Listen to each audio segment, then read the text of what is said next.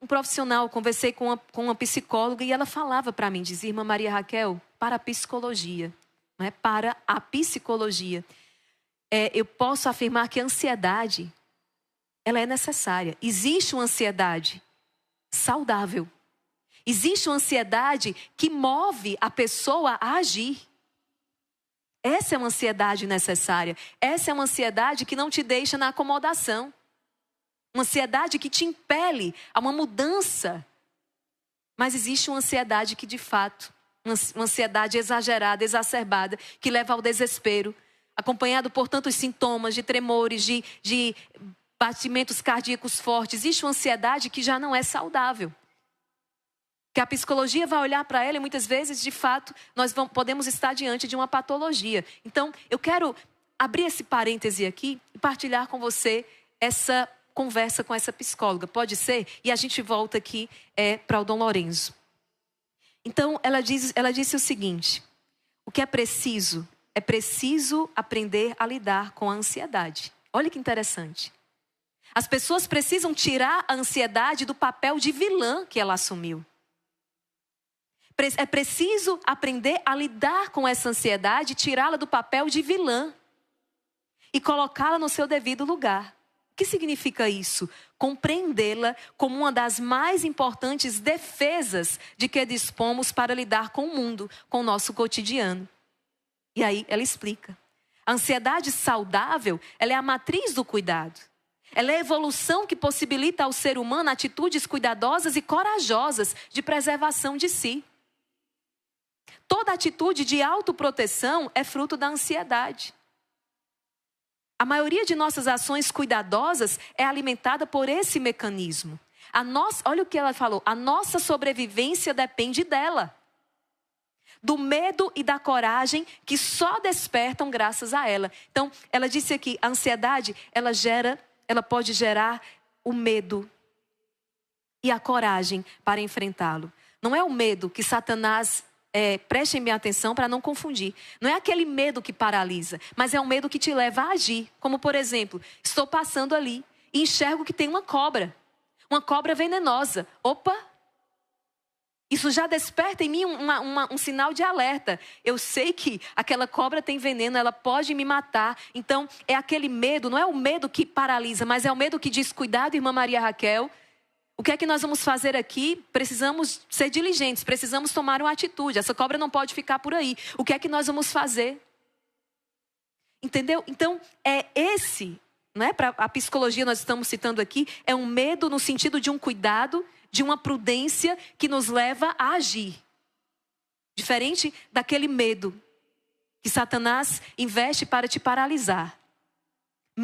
Um medo que não tem não tem nem lógica. É um medo que nós dizemos assim, é um medo insano. E que se desenvolve essas fobias.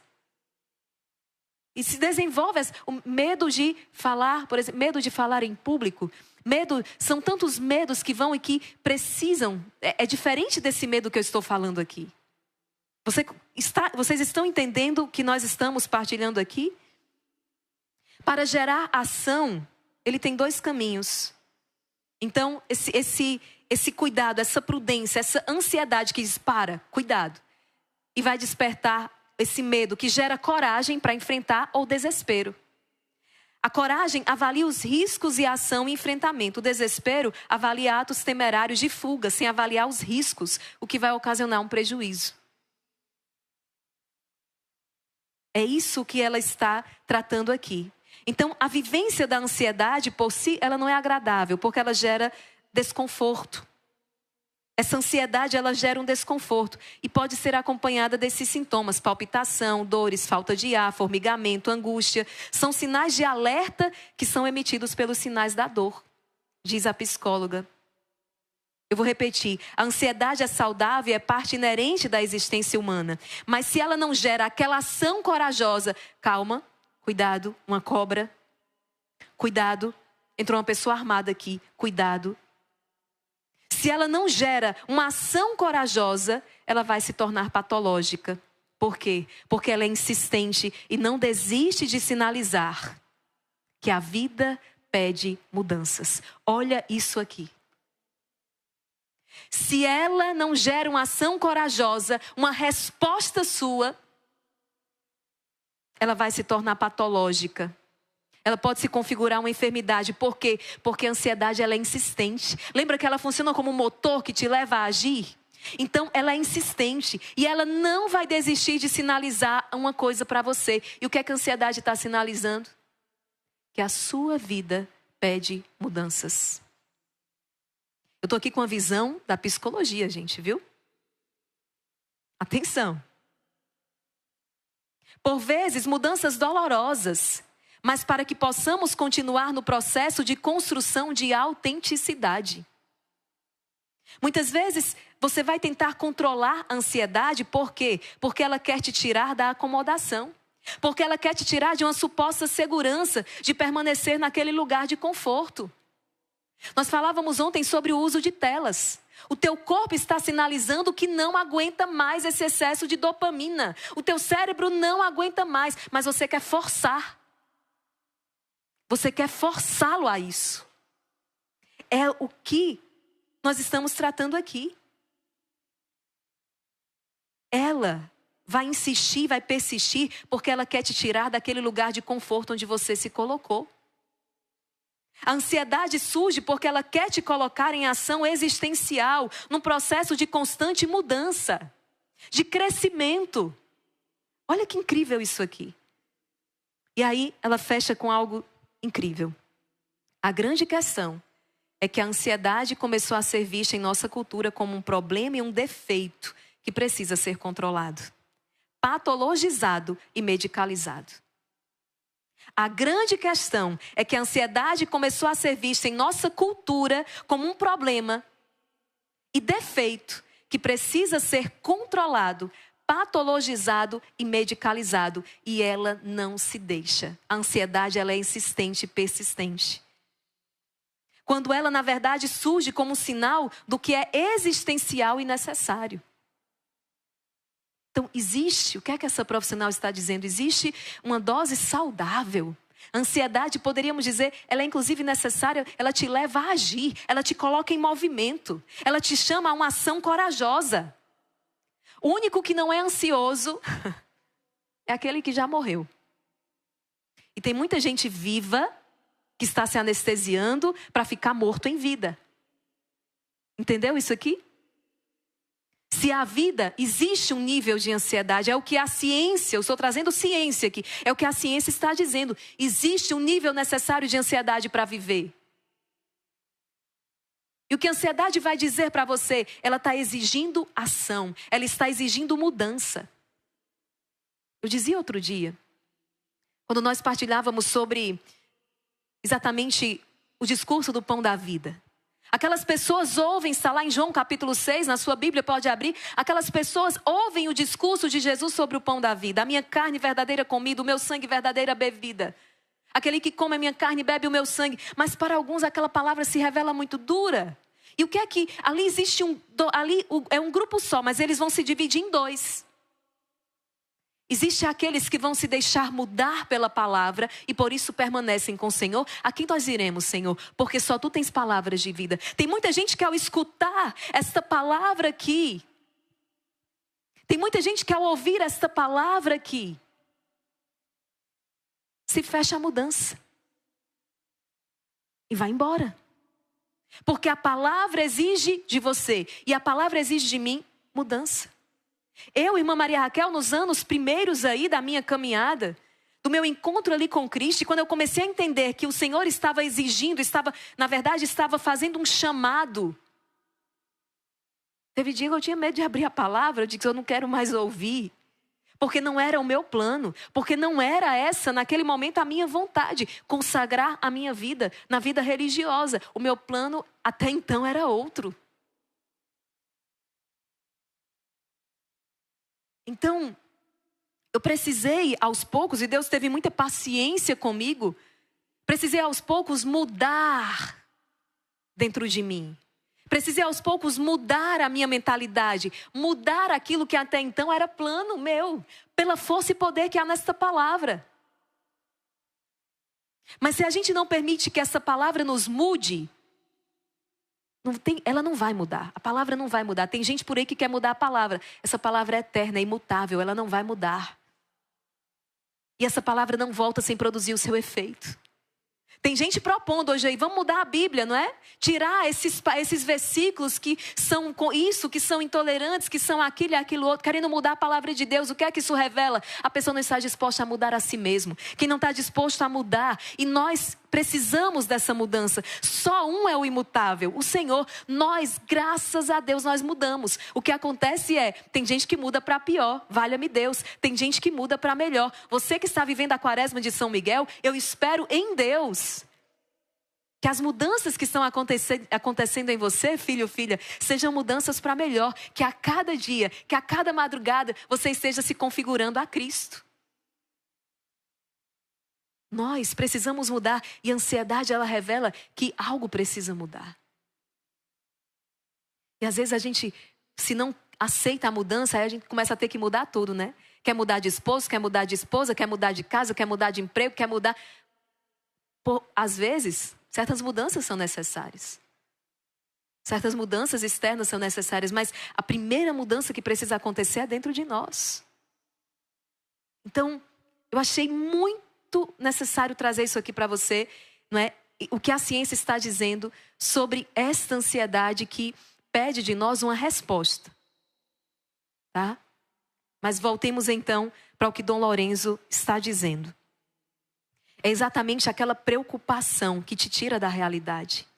O que Dom Lorenzo hoje está trazendo é aquela perturbação, aquela inquietação de um coração que não confia no Senhor. Que não confia no Senhor. Como então conservar a paz diante de tantos desafios? Eu falava isso na palavra de Deus, na meditação da palavra ontem. Como conservar a paz diante de tantos desafios? Eu dizia isso aqui para você. Por mais que você programe o seu dia, existem acontecimentos que vão fugir do seu controle. Isso todos os dias. Por mais que você programe o seu dia, existirão acontecimentos que fugirão do seu controle. Nós não estamos no controle de tudo. E isso é que gera uma ansiedade que faz adoecer. Essa perturbação e inquietação aqui, a qual Dom Lorenzo se refere, entende?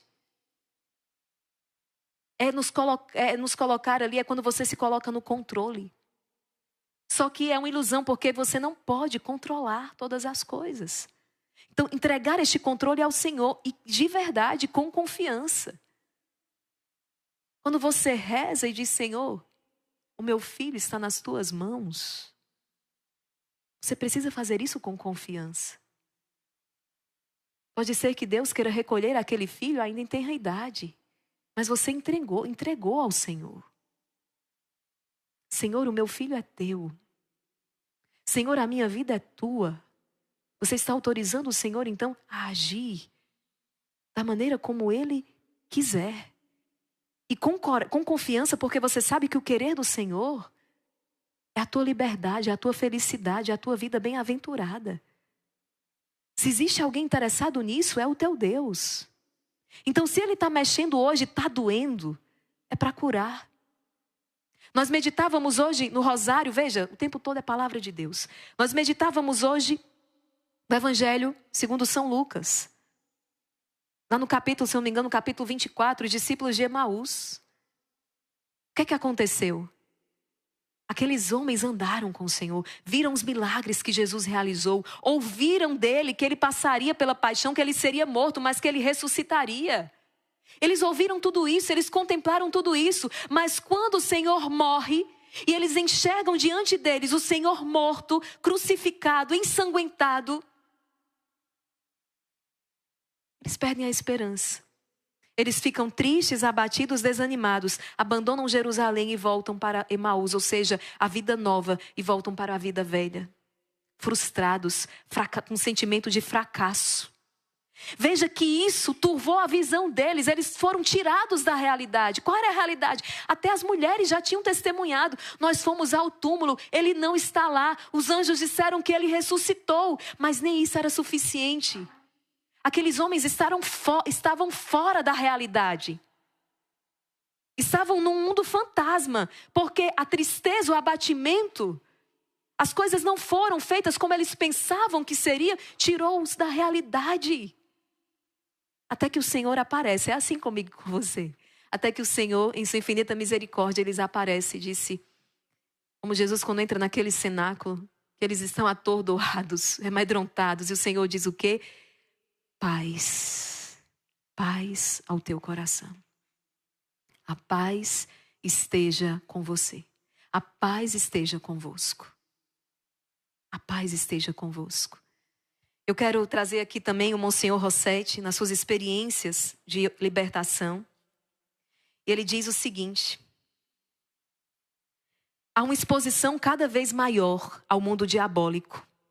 Isso traz uma profunda escuridão. Existe um peso, um efeito depressivo, embora se assemelhe a uma depressão, ou melhor, à medida que continuamos a invocar nessas situações o poder de cura de Jesus e a ordenar que os espíritos maus saiam, um dos sinais consistentes de recuperação é o desaparecimento de uma escuridão que fica ao redor da pessoa e o aumento de um sentimento de leveza, alegria e paz. É um dos critérios que você pode se apoiar com segurança para discernir se aquele pensamento, se aquela proposta, se aquilo vem da parte do Senhor, se é vontade do Senhor, se aquilo traz paz ao seu coração. Porque às vezes você vai ser tentada a abocanhar a proposta mais prazerosa. Vou dar um exemplo, proposta de trabalho. Você recebe 2 propostas de trabalho. Uma com salário muito superior à outra. E você é tentada a aceitar aquela proposta com um salário muito superior. Mas acontece que naquela empresa você terá problemas. Lhe é impossibilitado de viver os seus valores cristãos. Os seus valores enquanto família. Aquilo te inquieta. O salário é 3 vezes maior. Mas naquela outra empresa, cujo salário é inferior, você vai poder viver a sua fé. Você vai poder estar com a sua família. E você vai ser tentado a aceitar aquela proposta de um salário 3 vezes maior. Mas você vai fazer isso sem paz no coração. É ou não é? Então, não é o que é mais prazeroso, não é o que apetece mais aos olhos, mas é o que te traz paz. E muitas vezes a gente vai fazer aquilo ali com a espada transpassando o coração, mas é o que nos traz a paz. Por quê? Porque estamos na vontade de Deus. É essa a paz da qual fala na carta aos Filipenses, a paz de Deus que supera todo entendimento. Fazer o que Deus quer, realizar a vontade do Senhor. Então, Monsenhor Rossetti vai dizer, quando uma pessoa está, por exemplo, com depressão, né? Após todos os cuidados também clínicos, né? Médico e etc., ele diz, em muitas situações, aqui, só uma oração de libertação em alguns casos. E será oportuno rezar poderosas orações de libertação, incluindo uma ordem, até para que esses espíritos malignos saiam. Em outro ponto ele diz, por que deveríamos ficar inquietos? Com o passar dos anos eu me sinto mais calmo em meio às ameaças de Satanás. Outro dia um sacerdote exorcista partilhava isso, que no atendimento o maligno disse, hoje eu vou matar você. E ele já com muitos anos de experiência, respondeu, primeiro disse, eu já estou morto pelo batismo. Isso trouxe uma paz muito grande ao coração. Eu já estou morto pelo batismo, eu morri com Cristo para ressuscitar com Ele. Mas mesmo assim, quando foi naquele dia, ele passou por uma situação terrível na estrada. E seria um acidente terrível, na hora ele lembrou da ameaça do maligno. Daquela ameaça, hoje eu vou tirar a sua vida. E quando ele lembrou-se então, mas ele sentindo essa presença dos santos anjos, com muita prudência, conseguiu desviar-lhe o carro. E ele falava desta confiança no Senhor. Por mais que o inimigo, por mais que o mar fique bravio, por mais que o mar da sua vida fique agitado, não tire os olhos de Jesus. Foi exatamente o erro de São Pedro. Quando o mar está revolto e ele começa a andar sobre as águas, lembra a passagem Maria Joana, quando ele começa a andar sobre as águas, porque ele mesmo fala, Senhor, se és tu, manda que eu ande sobre as águas. E a palavra vai dizer que Pedro começou a andar sobre as águas. Aquilo que era impossível aos homens, mas não era para Deus, ele começou a andar sobre as águas. Tem muita gente aqui que está andando sobre as águas, movido pela fé. E você acha que Satanás vai te deixar aí satisfeito? Não. Ele está insatisfeito ao te ver andar sobre as águas, a te ver pisar sobre cobras e serpentes, como diz o Salmo 90. Tu pisarás sobre cobras e serpentes, nenhum mal te atingirá. Satanás está insatisfeito com isso. O que é que ele vai fazer? Mateus capítulo 14, versículo do 22 ao 33. Anota aí para você rezar com essa passagem depois. Mateus 14, do 22 ao 33. Quando Satanás vê que Pedro está andando sobre as águas, ele então faz soprar um vento forte e o mar se torna ainda mais revolto.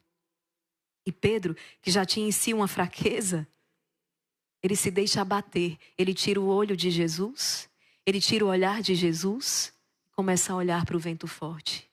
E começa a olhar para a tempestade. E começa a olhar para o mar que está revolto e sente medo. E a palavra vai dizer que ele começa a afundar. Mesmo já tendo caminhado sobre as águas. Por quê? Porque ele tirou o olhar de Jesus. Satanás não está satisfeito com a sua busca.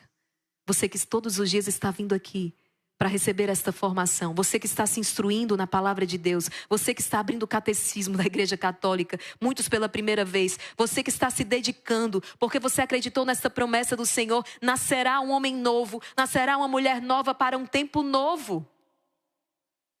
Não pense que Satanás vai ficar na dele. Ele vai também entrar na história para te tirar deste caminho. Outro dia nós meditávamos sobre isso. O inimigo ele não vai preocupar-se com o mal cristão. Se você está sendo tentado, se você está sendo tentado por ele, saiba, é porque você decidiu empreender um caminho certo. Então alegre-se até mesmo em meio às tentações. Por isso, Monsenhor Rossetti diz, com o passar dos anos, eu sinto-me mais calmo diante dessas ameaças do maligno. Não importa o que aconteça, Jesus vence. Não importa o que os demônios façam, eles perdem. E isso é inevitável. Olha o que o exorcista está dizendo. Não importa o que os demônios façam, o que eles digam, porque eles sempre perdem e isso é inevitável. É como assistir a um jogo e saber de antemão que o seu time ganhará. E de lavada, diz o Monsenhor. Não vai ganhar de 1-0, não. Vai ganhar de lavada. E nesse caso podemos ficar sentados e desfrutar do jogo, porque a vitória é certa. E ele diz, esse deveria ser a posição, esse deveria ser o entendimento de todos os que seguem Jesus. Ficar em paz. Porque Jesus ganha e você ganhará com ele. Por que ficar ansioso? Por que ficar perturbado? Por que se deixar inquietar? Mas olha o tamanho do meu problema, irmã Maria Raquel. A gente vê até essas frases nos para-choque do caminhão, né? Mas olha o tamanho do meu problema. Tá bom, filho, filha, mas olha o tamanho do teu Deus. Olha o tamanho do teu Deus. Está entendendo o que Jesus está te dizendo hoje aqui nessa pregação? Satanás seduziu as pessoas para que matassem Jesus. Satanás seduziu as pessoas para que matassem Jesus. Mas o que aconteceu? A morte de Cristo foi a destruição dele. Foi a destruição do maligno. O mal e a violência são autodestrutivos por sua própria natureza. Estão fazendo mal contra você? Estão fazendo mal contra você? Estão zombando de você? Estão sendo perniciosos com você? Estão caluniando? Estão com todas as suas insídias sobre você? Preste atenção, o mal destrói a si mesmo. E o Senhor vai dizer ainda mais na palavra, não enfrenteis quem é malvado. Deixe que o Senhor enfrente. Ele é um justo juiz. Não perca tempo com isso. Não vale a pena. Essa briga não é sua, essa briga é de Deus. Você está no meio dela. Mas na verdade essa briga é de Deus. Porque tu és um filho amado. Porque tu és uma filha amada. Consegue entender isso aqui? Vamos seguindo.